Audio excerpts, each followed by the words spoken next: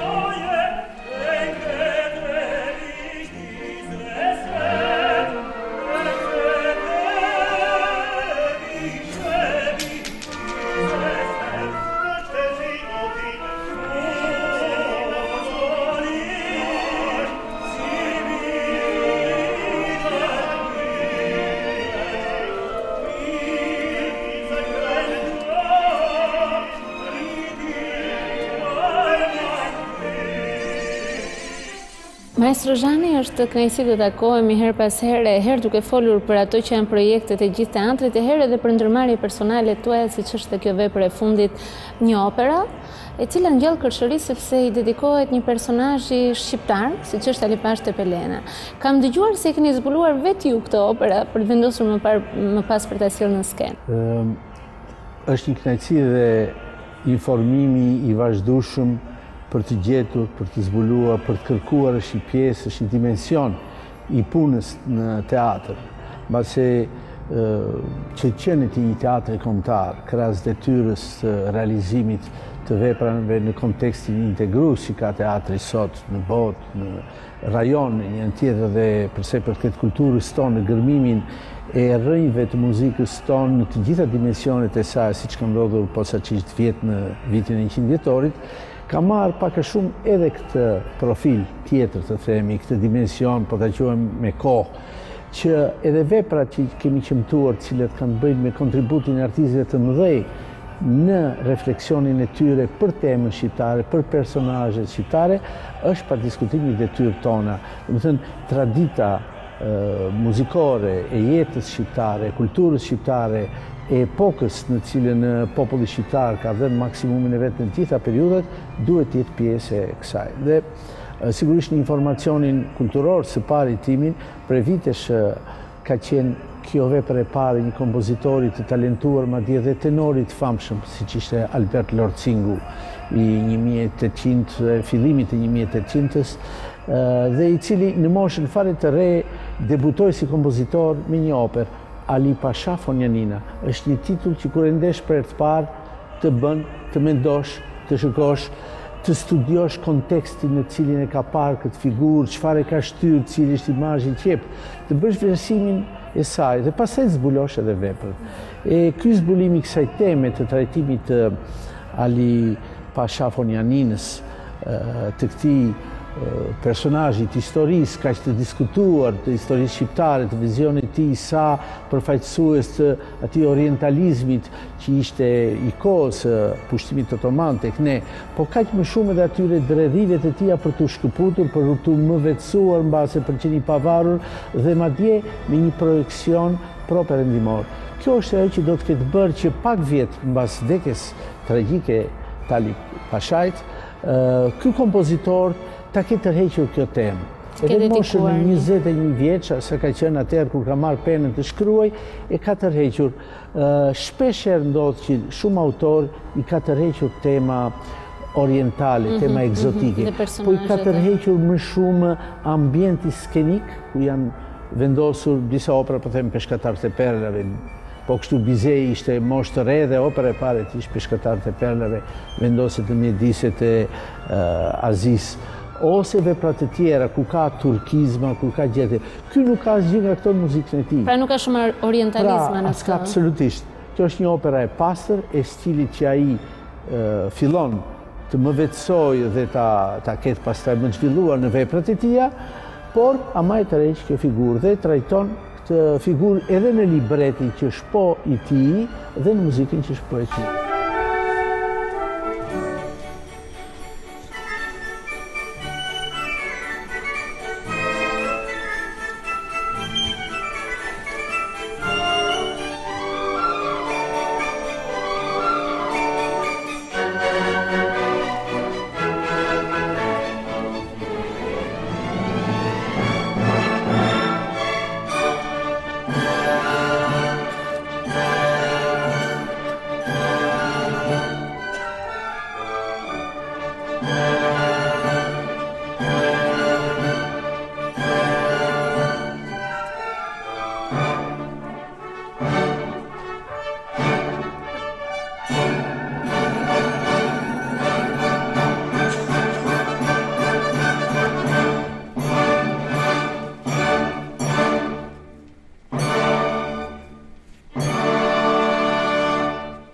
Në fakt, çfarë lloj muzike është ndërtuar? Është një vepër me një akt, është një akt i gjatë, ky rreth një orë 10 minuta ndoshta. Kjo është një ngjarje që zhvillohet në 24 orë. Çfarë ka këtu që e bën këtë operë të ketë një tipar historik, nuk është një trill i vetëm, ti ka marrë personazhin dhe ka krijuar diçka krejt të veçantë. Jo. Baza historike është shumë që vërtet Ali Pasha ka ekzistuar, ai është një personazh historik i cili ka tipare të gjithë prisave, princërve, pashallarëve, pashallëqeve të asaj periudhe, me autoritetin e madh të tyre, me vendosmërinë për të lejuar jetë që të jetojnë ose dhe për të zhdukur jetë, për të nështruar interesat e tyre ndaj çdo lloj marrëdhënie politike, ekonomike e të tjera që janë, dhe gjithashtu aspekti më pozitiv që ky obor i Janinës ku Ali Pasha mbretëron, do me thënë si despot, si njeri i plot fuqishëm, është gjithashtu një obor i hapur, ku atje futen dërgata, siç është dërgata franceze që vjen në këtë rast me këto dy kapitenët e ri, titulli i dytë i operës është Di francezën in l'Albania, francezët në Shqipëri, nën titulli i operës, pra është hapja motivi, po janë gjithashtu brenda është edhe përfshihet në vizionin e regjizores Patricia Penton edhe ardhja e anglezëve nëpërmjet të dërguarit të tyre të posaçëm Lord Byron, që vjen edhe pikërisht nga ngjarjet dhe çfarë shikon këtu, ai inspirohet tërkohën, është një figurë e inspiruar që imagjinon në veten e tij atë që ne e dimë nga historia e Childe Haroldit, që do të japi, po kështu dhe figurat e tjera. Pra, ky kontekst historik i vërtet i këtij obori të quajmë oriental vërtet, po me projekcion drejt hapjes, drejt dredhave për të kaluar më vete duke u mbështetur në një vizion europian, është diçka pozitive që sjell kjo operë. Sigurisht shumë koncepte të marrëdhënieve ndërfetare, të identifikimit të nacionalitetit me fen, me një që kanë qenë plagët e një periudhe historike mesjetare akoma, ndihen në gjuhën e vjetër të libretit Alva Sa, po këto janë gjëra shumë të evitueshme dhe të parëndësishme. Mbasi në muzikën e operës, të gjitha këto koncepte të i kaluara sot në historia nuk ekzistojnë. Nuk është se Ali Pashaj, që ka një arje të madhe dhe një skenë shumë të plotë, të dejnë për një personazh të vërtet, nuk është se a i flet me një gjuhë e orientit muzikalisht. A i ka gjuhë e një personazhi dramatik të një opera të shekullit të 19, edhe i cili nëpërmjet vokalitetit të tij, sarkazmës, shpeshherë situatave në cilë kalon, shpalos një figurë komplekse. Dhe kjo është e bukur. Është pikërisht Gëzim Mushketa ai që keni zgjedhur për të interpretuar rolin e Pashajit? Patjetër. Më duhesh një bariton që duhet të njihte realitetin shqiptar, duhet të kishte një ndjeshmëri. Bariton të mirë ka sot në botë sa të duash, të mirë, me eksperiencë, me një tjetër, por gjithmonë zgjedhja duhet të ketë atë pjesën e vetë emocionante që vjen nëpërmjet njohjes së këtyre këngëtarëve, asaj sforce të brendshme që ato të bëjnë për të ngjallur, për të plazmuar në skenë një personazh operistik që duhet jetë në të kohë dhe personazh teatral, edhe me vërtetësi dhe me interpretim. Pra, Gëzimi më duk shumë i përshtatshëm për këtë gjë, ai e pranoi ftesën me shumë kënaqësi, e vlerësoi shumë dhe fakti prova tregojnë që zgjedhja ishte mase.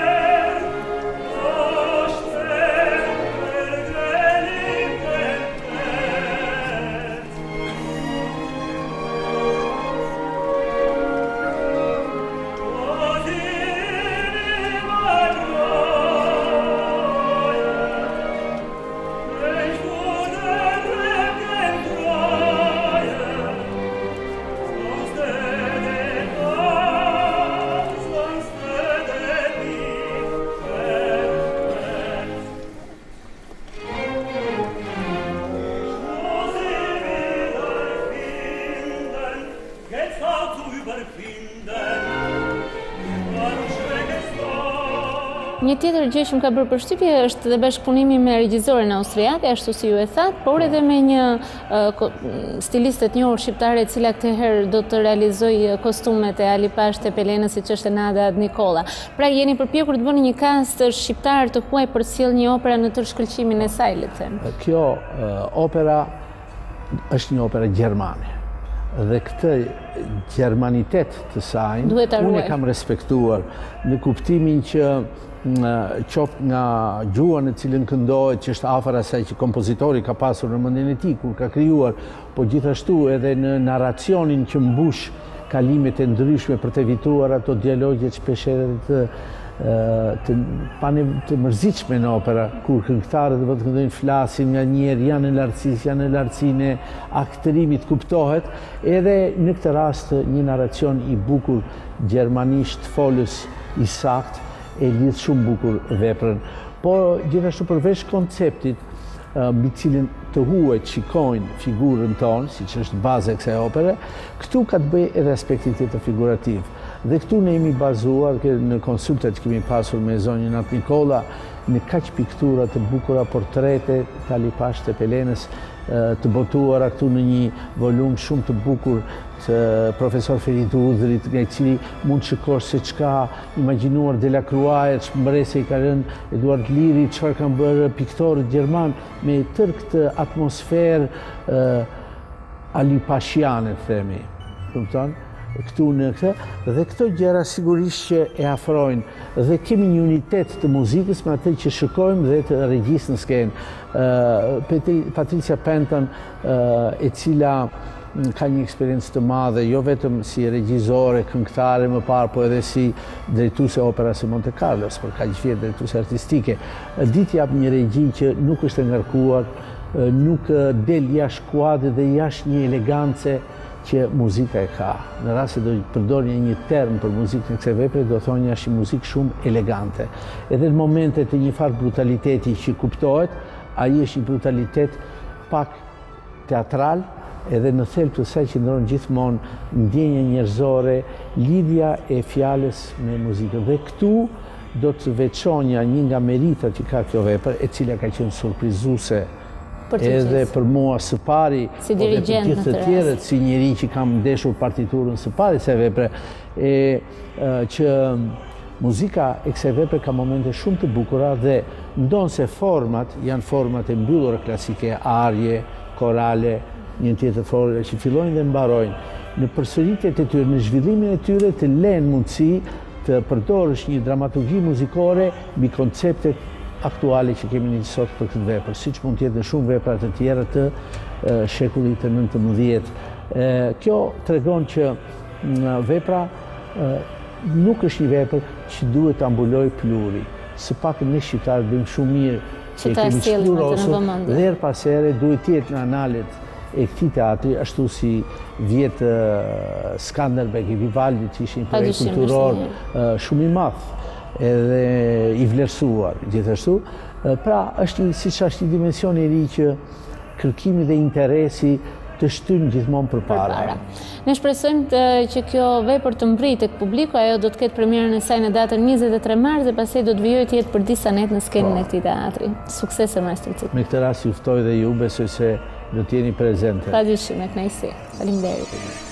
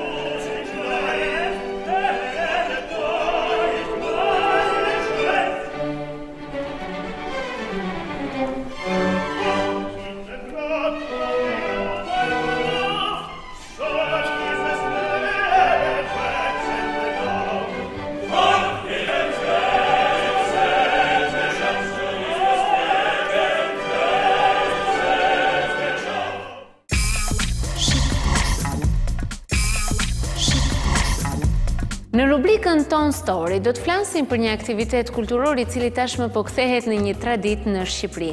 Është pikërisht pranvera greke, e cila organizohet nga Ambasada Greke në Tiranë dhe nga viti në vit sjell artistë të ndryshëm të cilët interpretojnë në skenat shqiptare dhe jo vetëm.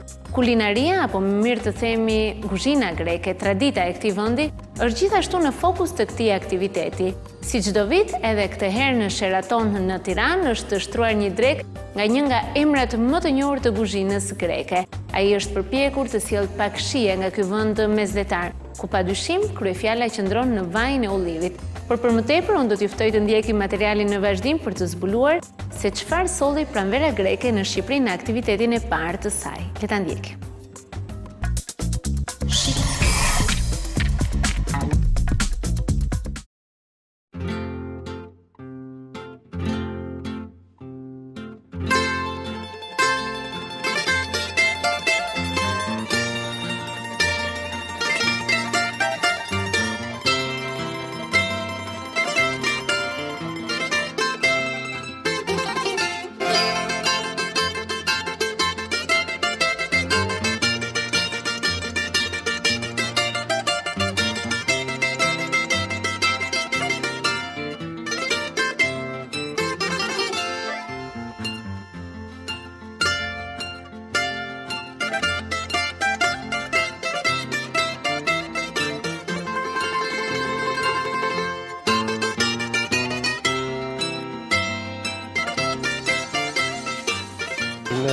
Ιδιαίτερη χαρά για μας που για δεύτερη συνεχόμενη χρονιά është gëzim veçantë për ne që për herë të dytë, domethënë mbas 2 vjetësh vazhdimisht, διοργανώνουμε μια σειρά εκδηλώσεων πολιτιστικών κυρίως.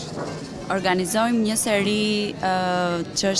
një seri shfaqjesh kulturore με το γενικό τίτλο Ελληνική Άνοιξη Πολιτισμού στην Αλβανία. Me titullin e përgjithshëm pranvera e kulturës greke në Shqipëri. Οι εκδηλώσεις αυτές έχουν ιδιαίτερη σημασία για μας. Këto aktivitete kanë një rëndësi të veçantë për ne. Γιατί μέσω αυτών έχουμε την ευκαιρία να δείξουμε στο αλβανικό κοινό αρκετά κομμάτια από τη δική μας κουλτούρα, πολιτισμό. Se përmes këtyre aktiviteteve ne kemi mundësi që t'i tregojmë publikut shqiptar kulturën greke, civilizimin ton. Όχι όμως μέσα από αυστηρά ελληνική συμμετοχή. Jo reptësisht domethënë nëpërmjet pjesëmarrjes greke. Καθώς σε πολλές από τις εκδηλώσεις τις οποίες διοργανώνουμε συμμετέχουν και Αλβανοί καλλιτέχνες και άλλοι διανοούμενοι. Sepse në shumë prej aktiviteteve që ne organizojmë, bëjmë pjesë përfaqësohen dhe nga artistë shqiptar edhe intelektual shqiptar. Θέλοντας έτσι να τονίσουμε τις καλές σχέσεις και τα στοιχεία που ενώνουν τους δύο λαούς. Duke dashur në këtë mënyrë të theksojmë marrëdhëniet e mira, domethënë urën që lidh këta dy popuj. Σήμερα ξεκινάει, είναι η πρώτη από τις εκδηλώσεις οι οποίες διοργανώνονται. Sot fillon është dita e parë e aktiviteteve nga të cilat ne organizojmë. Όπου εδώ μπορεί κάποιος να δοκιμάσει, όπως είδατε κι εσείς, μια μεγάλη ποικιλία ελληνικών φαγητών. Ku siç mund të shikoni edhe vetë, çdo kush mund të provojë shije nga kuzhina greke. Κρίνοντας από τη συμμετοχή του κόσμου και τα σχόλια που ακούσαμε, Duke gjykuar nga komentet dhe nga pjesëmarrja e njerëzve, θεωρούμε ότι η εκδήλωση αυτή ήταν ιδιαίτερα επιτυχημένη. Konsiderojmë që ky aktivitet ishte i suksesshëm. Και ελπίζω όλοι να το απόλαυσαν. Dhe urojmë që të gjithë të shijojnë këtë aktivitet. Και εσάς σας περιμένουμε και στις υπόλοιπες εκδηλώσεις που ελπίζουμε να είναι το ίδιο επιτυχημένες. Dhe ju mirpresim dhe në aktivitetet e tjera të cilat shpresojmë që do janë po ashtu të suksesshme.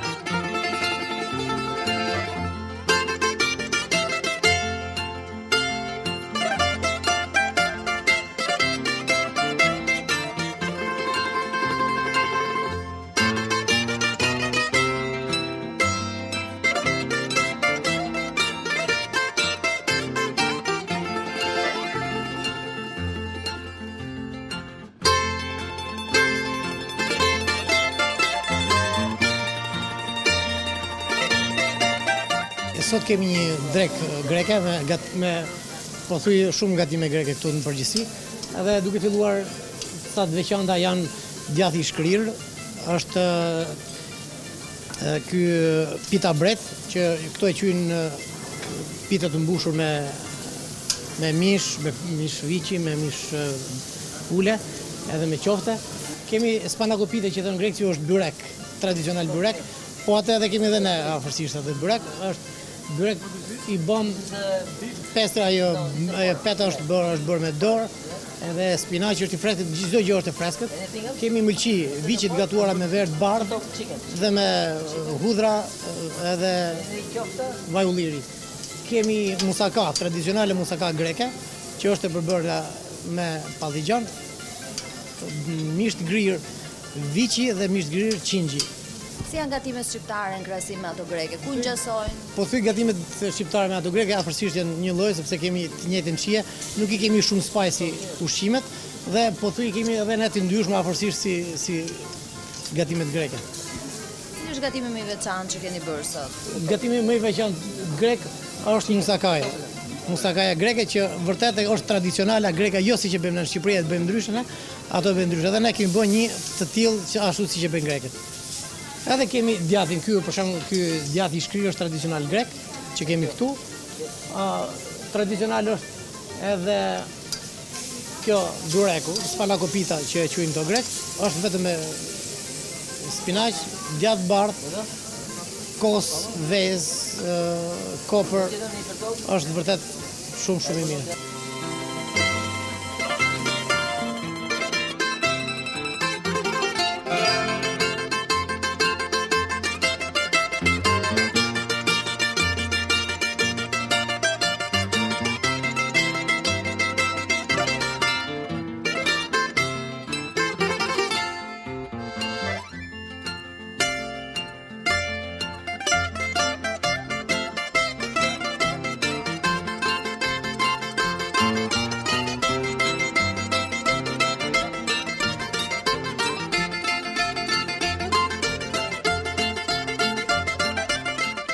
Νομίζω ναι, ότι η κουζίνα εκφράζει τη φύση της χώρας, δηλαδή το τι ζώα ζουνε, τι φυτά φυτεύονται, εάν τρώνε στάρι, εάν τρώνε σίκαλοι και είναι πραγματικά, αν όχι η πρώτη βιτρίνα, είναι η πρώτη και τελευταία εντύπωση. Εάν κάποιος τουρίστας έρθει στην Αλβανία και φάει καλά, θα γυρίσει πάρα πολύ ευχαριστημένος πίσω. Και νομίζω ότι αυτή τη στιγμή από τη μικρή εμπειρία είναι η δεύτερη χρονιά που έρχομαι στην Αλβανία για τις ελληνικές εκδηλώσεις που ανάμεσά τους είναι και η μαγειρική. Η ποιότητα του φαγητού είναι πάρα πολύ καλή και ιδιαίτερα του κρέατος και του ψαριού και όπου και αν έφαγα, από το δρόμο μέχρι στα πιο καλά εστιατόρια, πάντα το φαγητό ήταν πάρα πολύ καλό. Është hera e dytë që vi në Shqipëri me rastin e organizimit të javës së kulturës greke dhe kam ngelur shumë i kënaqur edhe nga mënyra e gatimit mishit dhe nga peshku në Shqipëri. Besoj se kuzhina në mos vitrina e parë është diçka thelbësore e një populli, sepse nuk është thjesht kuzhina përfaqëson, ka të bëjë me mënyrën e jetesës, ka të bëjë me klimën, ka të bëjë me psikologjinë e njerëzve, me kafshët, me mënyrën se si ushqen kafshët edhe shumë elemente të tjera si këto. Στην Ελλάδα το λάδι που χρησιμοποιούμε πιο πολύ απ' όλα είναι το ελαιόλαδο και έχουμε μία σειρά από φαγητά τα οποία τα φωνάζουμε και λαδερά, δηλαδή φαγητά μαγειρεμένα με ελαιόλαδο που συνήθως είναι καλοκαιρινά, όπως είναι οι μελιτζάνες στο φούρνο με κρεμμυδάκια, οι ντομάτες οι γεμιστές, τα κολοκυθάκια παπουτσάκια και ένα σωρό άλλα. Μας αρέσει λοιπόν πάρα πολύ η χρήση του ελαιολάδου.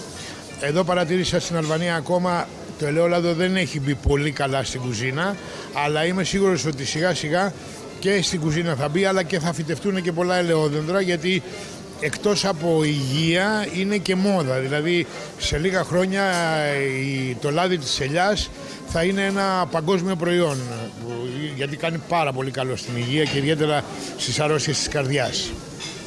Ajo që e karakterizon kuzhinën greke dhe që në një farë mënyrë domethënë veçon nga kuzhina shqiptare është përdorimi i vajit të ullirit.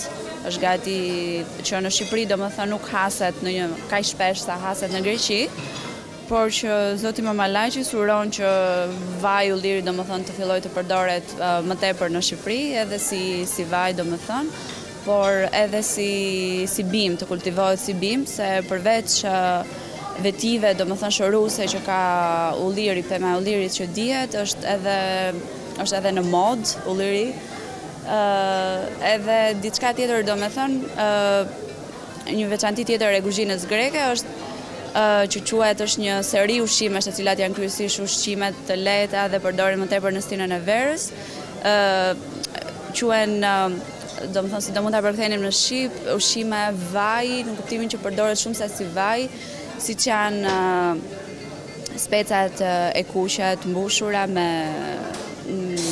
me qep edhe kunguj dhe gjëra domethënë të këtij lloji. Do t'rregoj që në Greqi vaji i ullirit është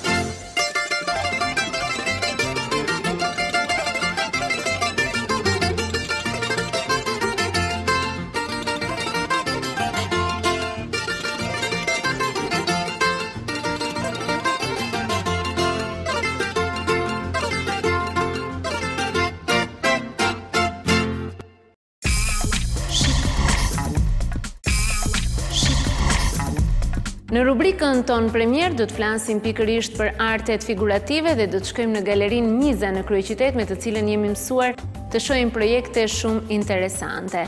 Alban Muja çelkështu edhe bashkëpunimin e parë me artistët kosovar me projektin e tij të titulluar My Name Their City ose në gjuhën shqipe Emri im qyteti i tyre. Në fakt bëhet fjalë për një ekspozitë fotografie e cila sjell një këndvështrim shumë interesant të këtij artisti. Janë pikërisht të rinj të shumt në Kosovë të cilën mbajnë emrin e qyteteve shqiptare. Artisti Alban Mujo ka gjetur një këndvështrim shumë interesant duke fotografuar pikërisht qytetet shqiptare që kanë emrat këta të rinj dhe i ka prezantuar në këtë ekspozitë. Le të ndjekim materialin në vazhdim.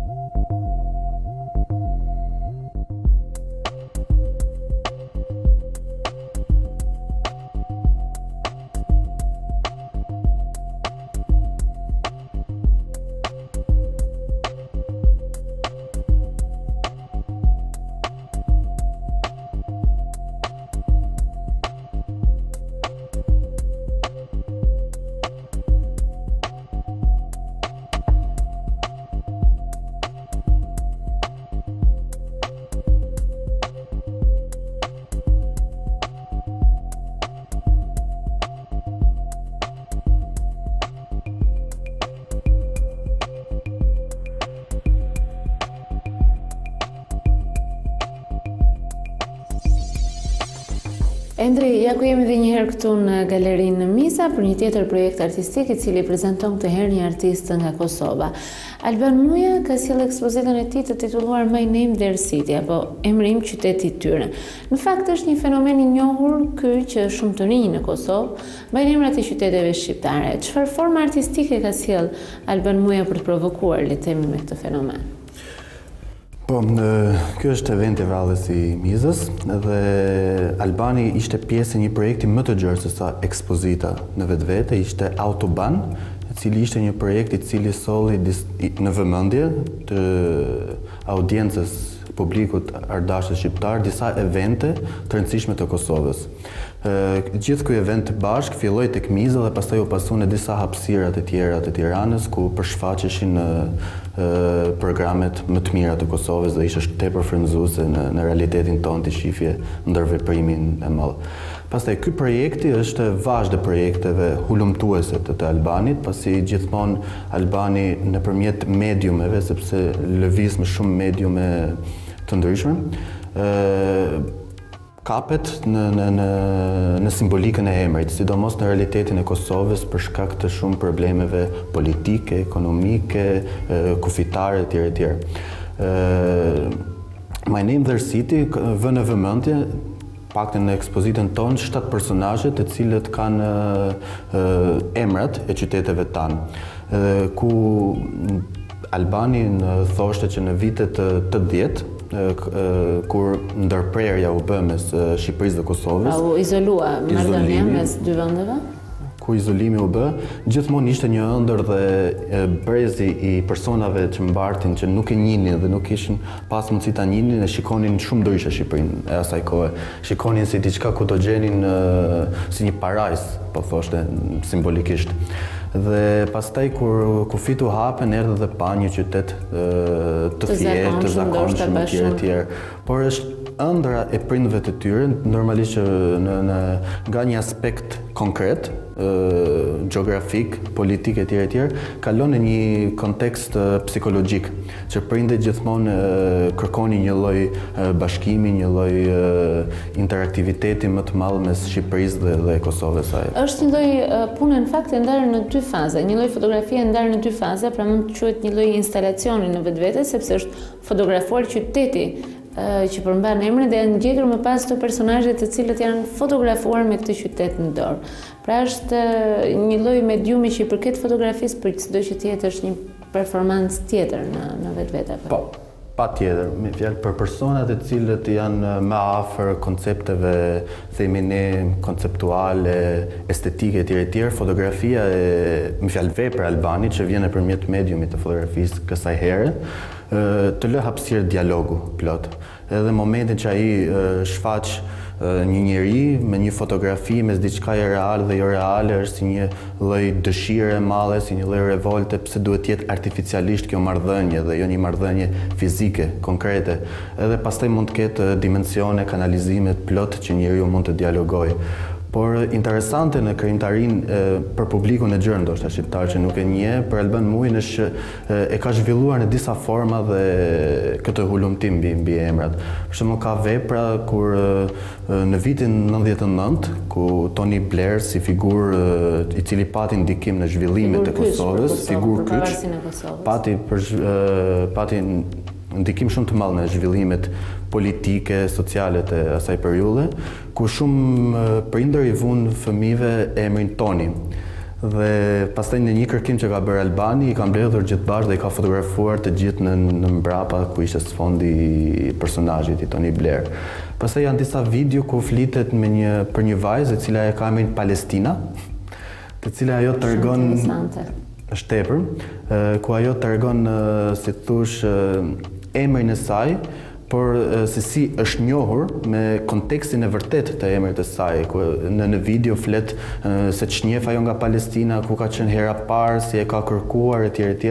Dhe më pas me një djalë që quhej Tibet, i cili jeton në Kosovë etj. Pra nëpërmjet këtyre xhermimeve që bën Albani, sjell në vëmendje normalisht shumë diskutime, shumë përqasje të aspektit po themi ne psikologjik, social, ekonomik të që ka të bëjë me Kosovën dhe në përgjithësi me rajonin. Duket shumë dimensional nga ana e performancave video, instalacione, pra është një artist i cili përket mediumeve të ndryshme, përdor mënyra të ndryshme shprehje për të ardhur tek publiku. Po, kjo është veçori, madje ai ka eksperimentuar edhe në film me metrazh të gjatë,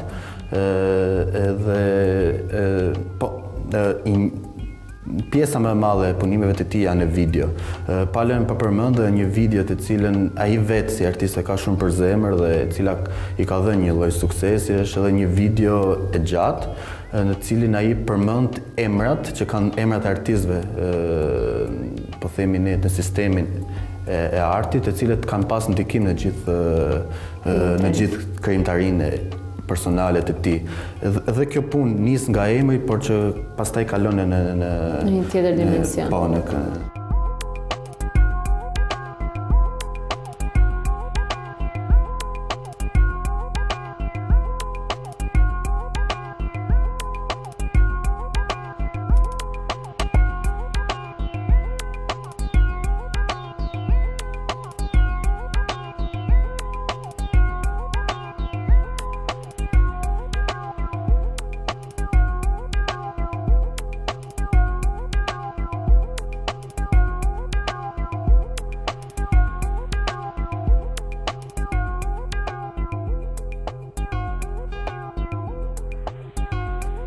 A mund të flasim pak për këtë pjesën tjetër të këtij projekti, për këto revista që janë prezantuar së bashku me këtë autoband, po themi që është realizuar si një projekt. Çfarë sjellin ato? Autoband ishte një projekt i cili për ne në Shqipëri, edhe sidomos me strukturat e reja në Shqipëri që kanë lindur për të plotësuar ndoshta boshllëqet e alternativave të ndryshme të jetës artistike në Tiranë, ishte shumë domethënës. Pam një bashkim shumë të madh i të rive të Kosovës, të cilët në formë vullnetare, fillimisht duke filluar me pak gjë e më pas duke pasuruar dhe duke ardhur në struktura sot të rëndësishme për jetën kulturore, i përshfaqen përpara nesh. U bë ekspozita Albanit, më pas ishte Gen Saliu që performoi te Keremix në House of Art, në Akademinë e Arteve. Më pas të nesërmen në sallën Black Box ishte një seminar ku u fol fillimisht për filmin e Blerta Zeqirit, i cili ka fituar një çmim në Sundance Festival, dhe më pas kishte hapësira e artit bashkohor Stacion, i cili është sot një ndër hapësirat më të rëndësishme të artit bashkëkohor në Kosovë, ku drejtori i saj foli për publikun shqiptar, fillimet dhe aspiratat dhe programin e kësaj hapësire. Më pas ishte Kosova 2.0, që është nga revistat që gati po bën lëvizje sot në Kosovë. Në fakt shumë interesante. Është shumë interesante dhe del 2 herë në muaj, ku trajton temat e momentit të nxehta nëpërmjet historive personale dhe jo fakteve news të lajmeve. Dhe patjetër që ka një konceptim shumë interesant të asaj reviste për publikun.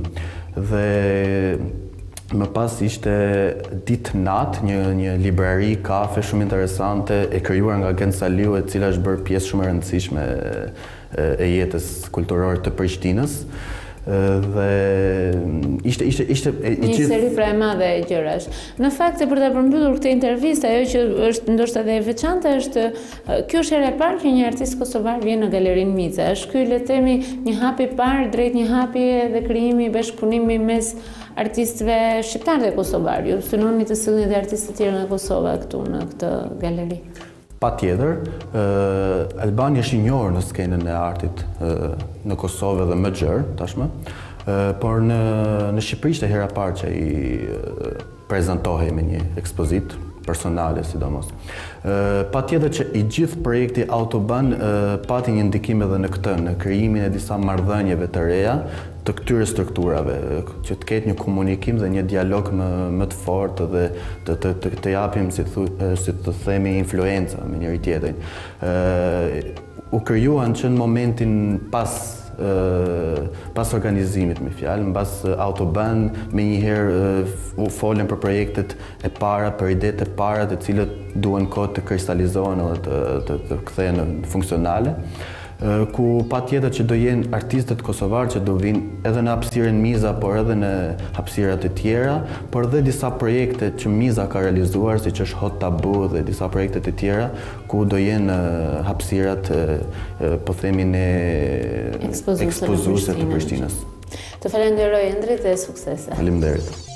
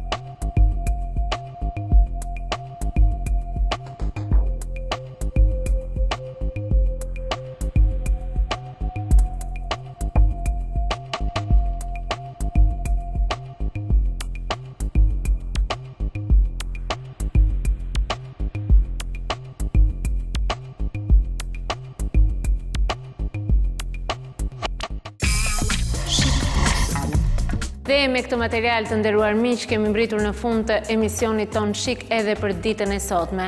Unë ju falenderoj të gjithëve që na ndoqët, ju rikujtoj që Shik ritransmetohet çdo të shtunë paradite në orën 10 ose si gjithmonë unë ju sugjeroj të vizitoni faqen tonë të internetit visionplus.tv për informacione të tjera jo vetëm për emisionin Shik, por edhe programacionin e Vision Plus. Bashkë do të ndajemi këtu. Natën e mirë.